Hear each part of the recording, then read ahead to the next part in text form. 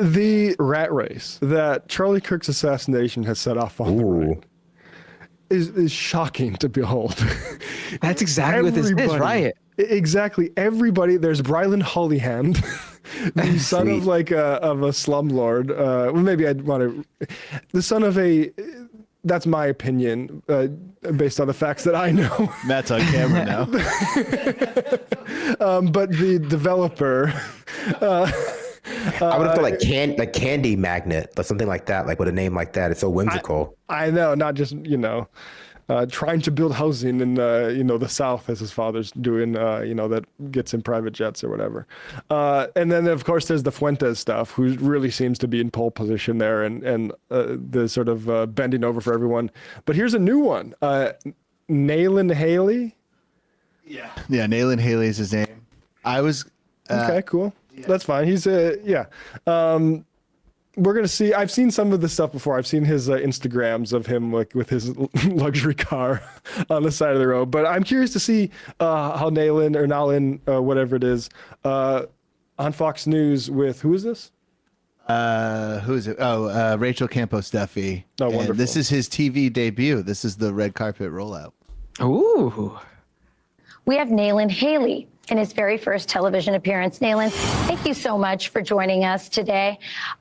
So why don't we start with what are these anxieties that your generation, I think I laid some of them out. What does your generation think is the answer to these anxieties? Well, a big problem is that we are seeing kids graduate with 6 figures in debt and not having a job to show for it. My main friend group graduated with great degrees from great schools. It's been 1.5 years since graduation. Not one of them has a job, not one. And when we look at all the other statistics, we see that 58% of recent college graduates are unemployed. Of those 42% that are employed, 50% of them are having temporary jobs or jobs that don't require a degree. And then when you look at affordability in the housing market, my parents probably bought their first house for $90,000, and now it's probably worth $400,000. I don't see how I'm ever going to own a home, and I do pretty. He's sorry, I didn't mean to pause that. I mean, I think he is going to be fine. I don't know what he's talking about. Well, for myself, trying to relate to his audience that he cannot relate to. Please. I mean, that's Trump's America. All his stories are my friend group because he can't talk about himself because he's a millionaire. Until right there, when he tried to pretend he wasn't never going to own a home. Please. I'm looking at him. It looks like I think this is in Europe somewhere on vacation. I'm looking at him. And the caption is, "Only thing lagging is the jet." So, I think he's going to be all right. And I'll just point out, for those of us that you're trying to like pretend you represent, Nayland, who don't come from like political dynasties, those are failures of capitalism you're talking about. I actually I was always a sort of progressive Obama guy in college. It wasn't until the time after college, the 1.5 years, that I took sort of bouncing around jobs, including working on the set of Mob Wives for about a week. But where I couldn't actually put my NYU degree to use was actually very radicalized for me. And so I'd say all the young people who graduated with college and are now looking at debt because you don't have, parents like Nayland who can just pay for your college in this really expensive time. You should never have got a permission from a fucking banker to pay for your college. The United States government should have done it for you. You should not be in debt. And it is an attack on you. It's a class assault.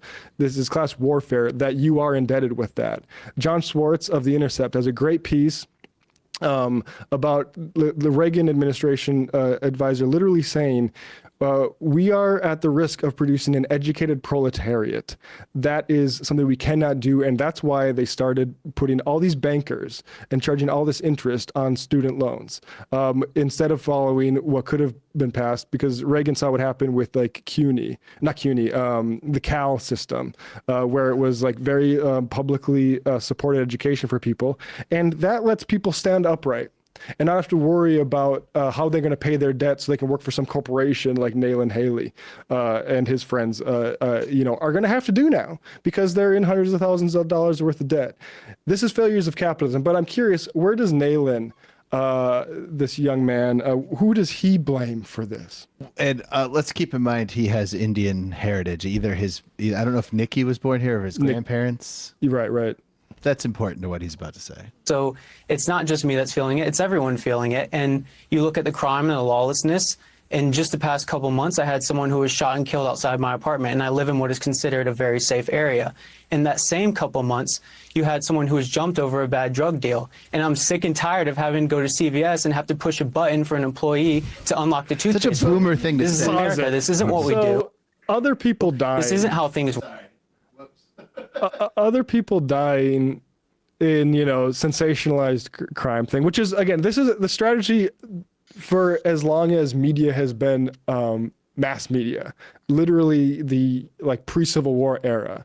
A huge part of the reactionary press was about sensationalizing horrible incidents that happen and using that to cultivate reactionary sentiment. We hear about somebody dying in a drug deal, somebody getting shot with the guns. And what is the solution to that is, I guess, just more cops. Let's pay for more and more police to do this, despite, we jail more people than anyone in the world per capita. Yeah, let's play a little bit more. Work. Things should be able to work. People should have jobs. Houses should be affordable. This isn't normalcy. And the American dream is becoming less and less attainable with each passing day. Absolutely. Absolutely. Just this past week, we saw in the introduction by the Trump administration of the idea of a 50-year mortgage. What do you think about that? Whatever will lower the cost of houses, because right now we are prioritizing a lot of foreigners who come in here to take jobs, who work, and especially that's something we need to do. We need to get rid of the foreign worker visas. We need to ban H-1B visas, and we need to punish companies that are not putting. I should just point out. Yeah, this interview happened, I think, the day before Trump said, actually, Americans aren't talented. We need those H-1B visas. Right. No talented people in America. I think those were his exact words. Yeah. She said, we have talent. He goes, no, you don't. No, you don't. No. And the right wing is right for the absolutely most heinous reasons about H-1B visas.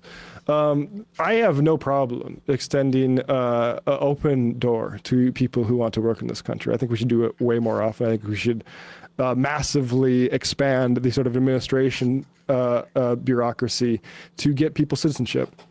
The H-1B thing is, there's a reason Trump and Elon Musk are defending it. And people get really upset about, get a bit sensitive about this, so we need to walk through this slowly.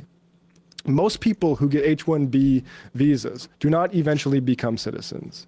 They're not like Elon Musk. Most of them are kept in those conditions for a long time, and they are used by people like Musk and Trump, capitalists, to suppress wages, exactly for that reason. The way around that is, if we need you to come to this country to work, whether, first of all, it shouldn't be determined by the capitalists. So this whole thing of you need to pay $100,000. Well, what if hospitals need certain types of specialists or something? Do we want hospitals ponying up $100,000? No, it shouldn't be based on money. It should be based on common sense things like need, like we have a nursing shortage or something like that. It shouldn't be determined by tech billionaires who want to save on labor costs, which is what the system is being set up for and why it's being preserved now. And it is kind of like the Epstein stuff, where it's like they're actually implicated in this thing, but they point out they're going to be against it until the rubber hits the road here and realizes oh, Sam Altman, Elon Musk, they have a real problem if we get rid of this H-1B thing. Everybody that is working for OpenAI or Tesla or whatever on these visas should have a much easier path to citizenship, because they'd be much more able to stand up for themselves and what they are building. And we have this situation now where we're creating this AI, we're creating all this sort of stuff.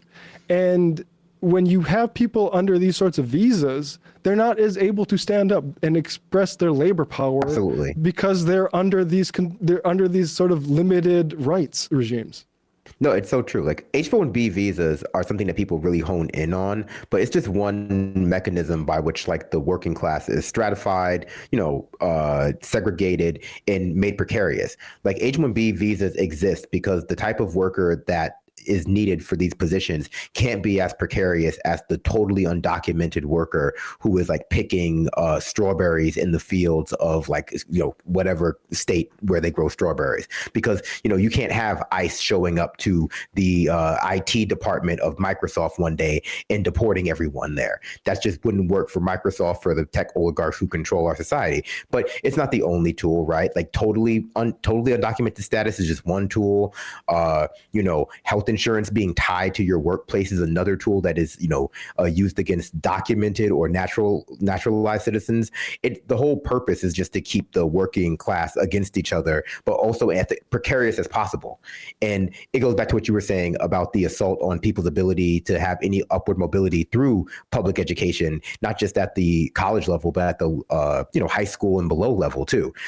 People have been too stable, even though it seems insane given how bad things are. The capitalist class think that Americans have been too stable for too long, and that's evidenced by the what was the middle class in this country having a manner of savings for a few decades before it got wiped away in 2008 and just never really recovered.